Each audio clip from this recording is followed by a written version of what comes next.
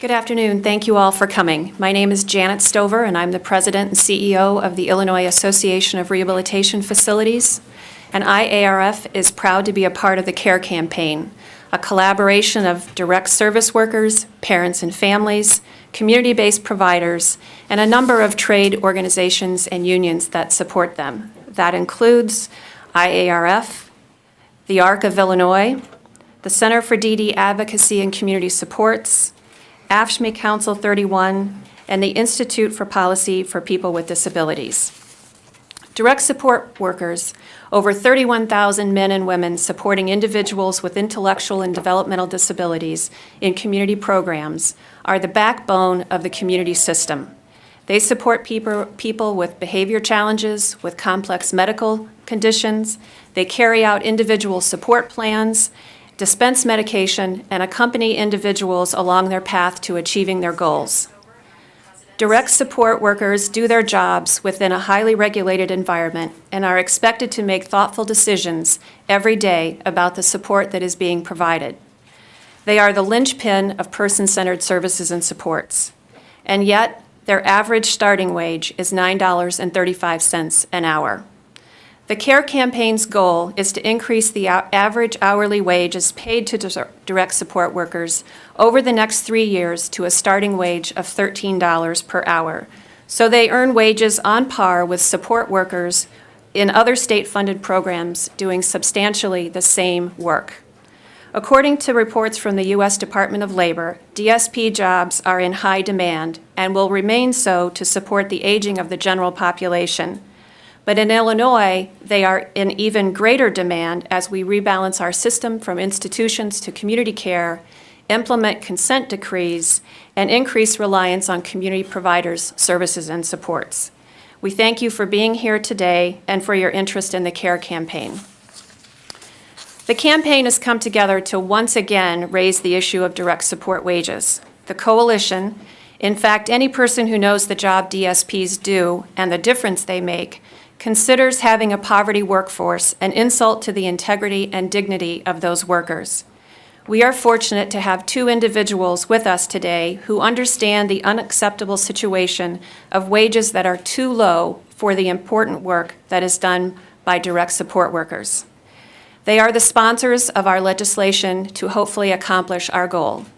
I'd like to ask Senator Heather Staines, Chair of Senate Appropriations 1 Committee and lead sponsor of our Senate Bill 2604, to come forward. Thank you. Well, I want to thank Janet, IARF, and Art Dijkstra, who you're going to hear from in a minute, who has facilities which are employing these folks, and the many workers we have here for the care that they provide to people with developmental disabilities across the state. Hugely important, vital services. Any of us who have had folks that we know and love with developmental disabilities know that you rely on them. I mean, these are the frontline workers who are taking care day in, day out. When they're getting paid a wage of just $9.35, however, they have a hard time making that sustainable, and they end up having to leave and find other work. This is a very high turnover industry work with the workers as a result. Average nationally is 50% turnover for these workers.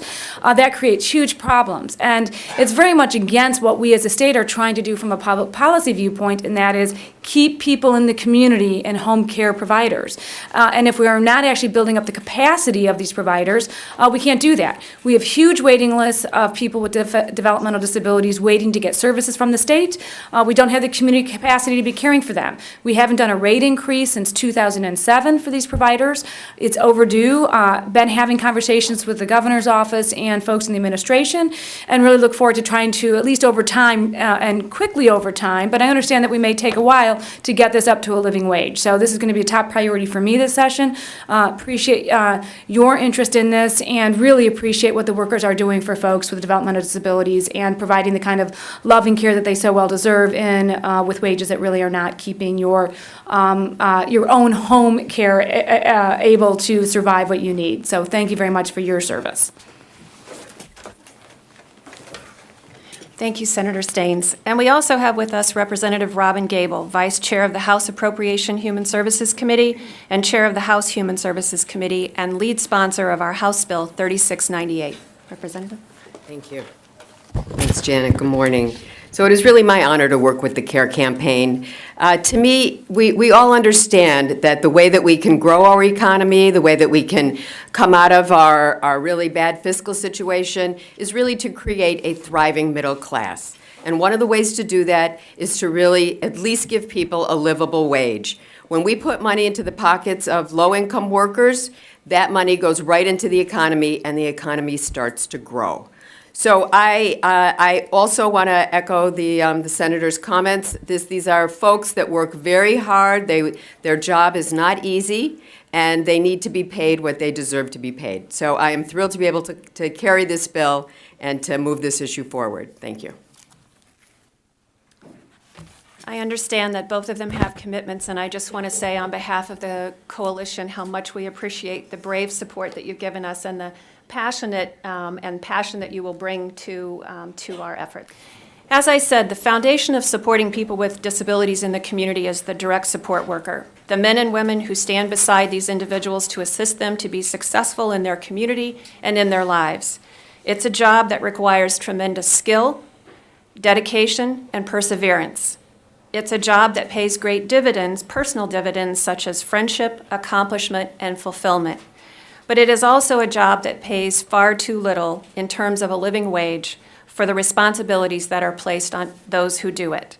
On average, direct support workers' starting wage is $9.35 an hour, 21% below the U.S. Department of Health and Human Services poverty threshold for a family of four.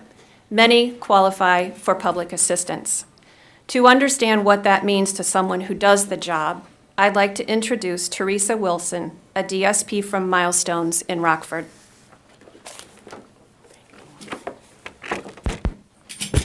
Thanks for having me here. Sorry, I'm nervous. I just want to say I think the wages do need to be raised up. I have 4 children, and my wage is $10.51. I've been in my job for 12 years. I must work overtime in order to make ends meet to feed me and my kids, to keep a roof over our head. I think it's really sad that the wage is so low for us to even barely make it. Some of us have 2 and 3 jobs to even make ends meet. I have an 18-year-old. She's finna graduate to go to college. I can't afford it. Not with, I refuse to go to public assistance. That's something that I don't want to do. But, it's like they find money for different things. You can find money for this too. I mean, and I just ask that, please help us, to raise the minimum wage level for us, please, DSPs. Thank you. Well said, Teresa. It's hard to imagine trying to make ends meet, especially to continue to support individuals and do a job that I know Teresa and all of these other individuals love to do. And it's the reason that we've all come together once again to accomplish this task. Parents and families will consistently say that direct support workers make a huge difference in their family's life and in their own lives. Direct support workers allow parents to work to support themselves and their families, knowing someone is assisting their daughter or son to participate in activities that support their goals and dreams. Parents will also be the first to tell you that the effect of staff turnover and the upheaval it can cause for their family member, especially those with challenging behaviors, is very difficult. Stability among these support workers is critical, and yet turnover of direct support workers hovers near 50% on average. Higher wages are proven to reduce staff turnover, improve stability, and the quality of services provided. Here to share her personal experience of what that stability means to her family is Charlotte Cronin, advocate, professional, but most importantly, mother of Daniel. Thank you, Janet. My name's Charlotte Cronin. I'm here from Peoria, Illinois. And if you don't mind, Teresa, I'd like you to stand with me. This woman and these people in this hallway keep my son alive. My son is 28 years old. He is the most handsome young man ever in the history of the world. Even better looking than your kids. Okay. He has huge developmental disabilities. At 28, he's incontinent. He can't talk. He can't tell us when something hurts. He has very poor fine and gross motor skills.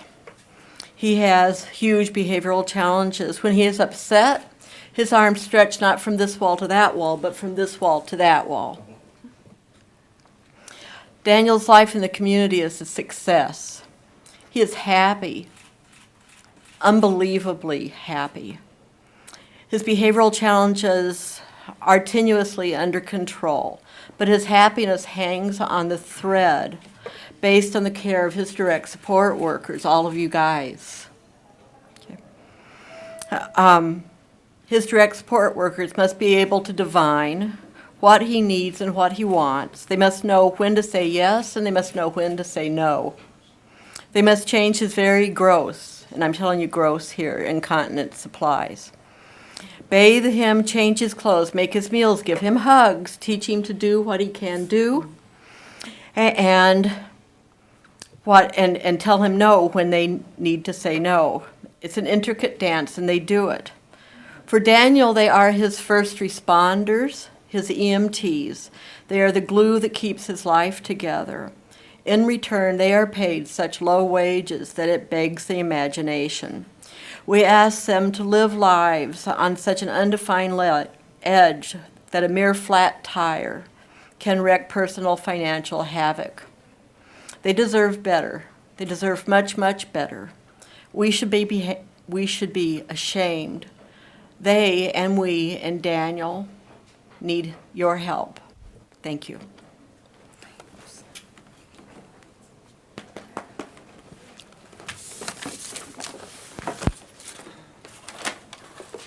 Thank you, Charlotte. In a recent survey of executives, the number one issue that keeps them awake at night is the wages and benefits of direct support workers, the turnover that results because of the low wages, and the helpless feeling that they can do nothing about it. Wages are limited by the level of state reimbursement to pay them. There has not been a system-wide state-funded increase to increase wages since fiscal year 2008. Yet inflation has risen 2.1% over all those years since then. Because they are bound by service agreements with the state, providers cannot raise their prices, they cannot cut their service hours, and they cannot do any of the things ordinary businesses would do to make ends meet. And yet, every day, CEOs place great faith and confidence in direct support workers to make a difference in the lives of the individuals that they support. Here to share the deepening concern of CEOs across the state with maintaining a qualified workforce is Kim Zeller, President and CEO of Ray Graham Association.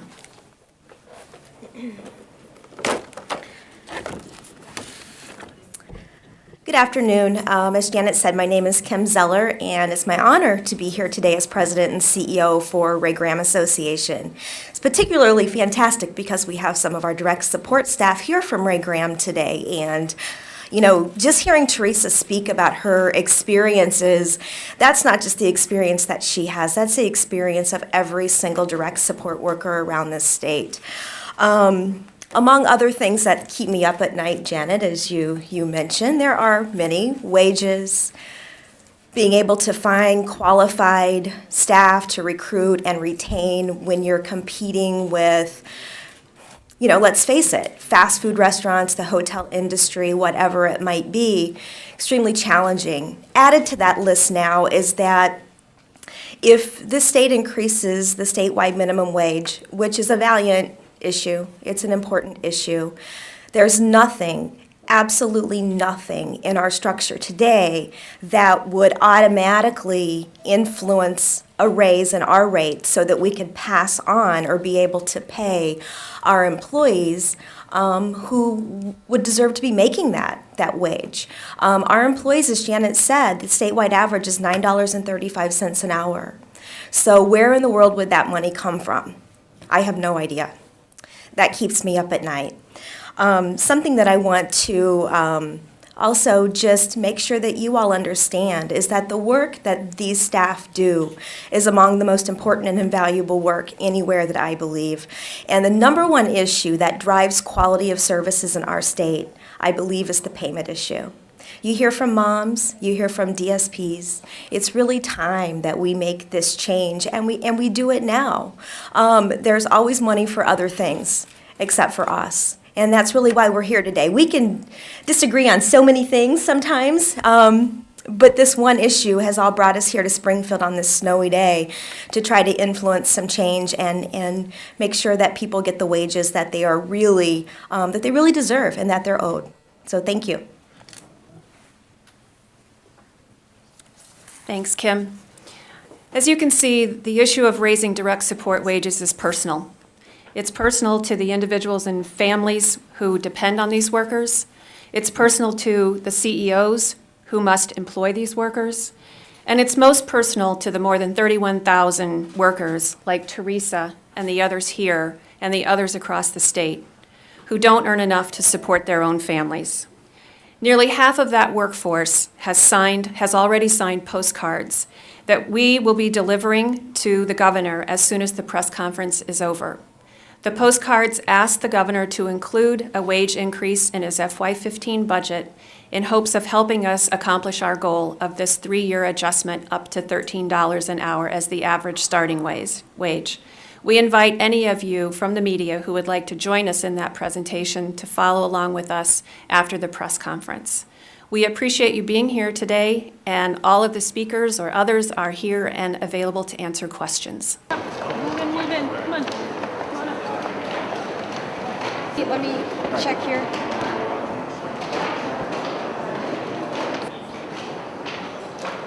Maybe we ought to have a ceremonial.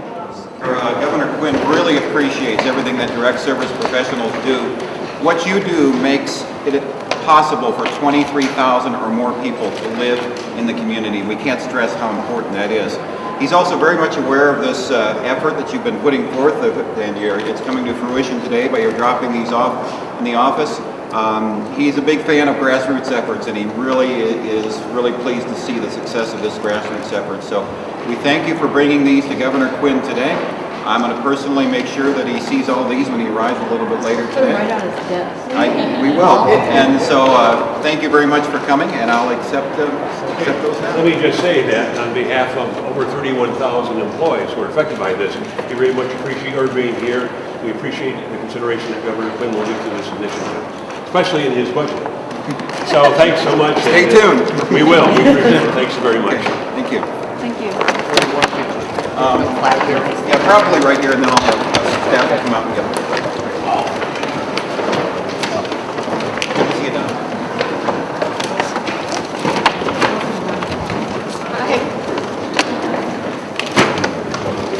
Excuse me, Teresa? Hi, my name's Anna. I'm with NYPD. If I could speak to you for a couple seconds? Yeah. I didn't get very good audio in here. So. Oh, okay. You might have to go over there just for... Yeah, that's fine. So I can get the